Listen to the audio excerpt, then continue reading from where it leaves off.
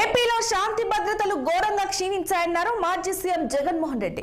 పోలీసులు సర్కారు కలిసి చేస్తున్న నేరాలు స్పష్టంగా కనిపిస్తున్నాయని తెలిపారు. అందుకు లింగమయ్య ఘటనే ఉదాహరణ అని చెప్పారు. సత్యసాయి జిల్లా పాపిరెడ్డిపల్లిలో టీడీపీ ఫ్యాక్షన్ రాజకీయానికి బలైన కురుబ లింగమయ్య కుటుంబాన్ని జగన్ పరామర్శించారు. పిన్నెల్లి రామకృష్ణపై కుట్రపూరితంగా కేసులు పెట్టి వేధించారని జగన్ మండిపడ్డారు.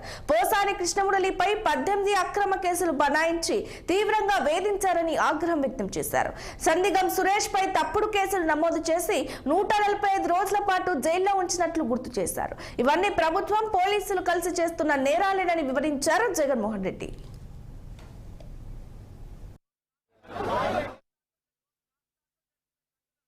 రాష్ట్రాల్లో జరిగిన ఘటన ఈ ఇంటికి వచ్చి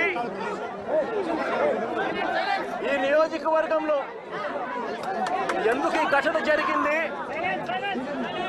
ఎందుకు రాష్ట్రంలో ఈ పరిస్థితులు ఉన్నాయి అన్నది నిజంగా ప్రతి ఒక్కరూ కూడా వాళ్ళ గుండెల మీద చేతులు వేసుకొని ఆలోచన చేయాల్సిన అవసరం ఎంతైనా ఉంది.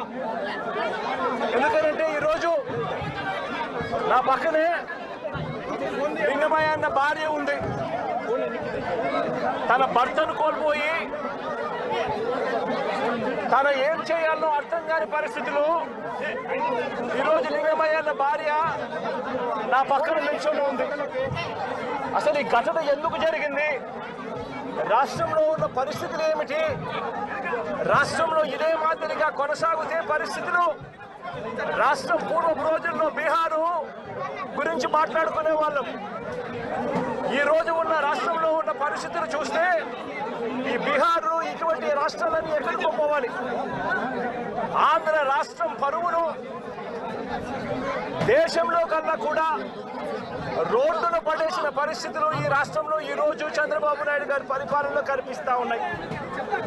నేను అడుగుతా ఉన్నా, ఇదే పెద్ద మనిషి చంద్రబాబు నాయుడు గారిని అడుగుతా ఉన్నా, రాష్ట్రంలో ఇంత దిగజారిన రాజకీయ పరిస్థితులు, దిగజారిన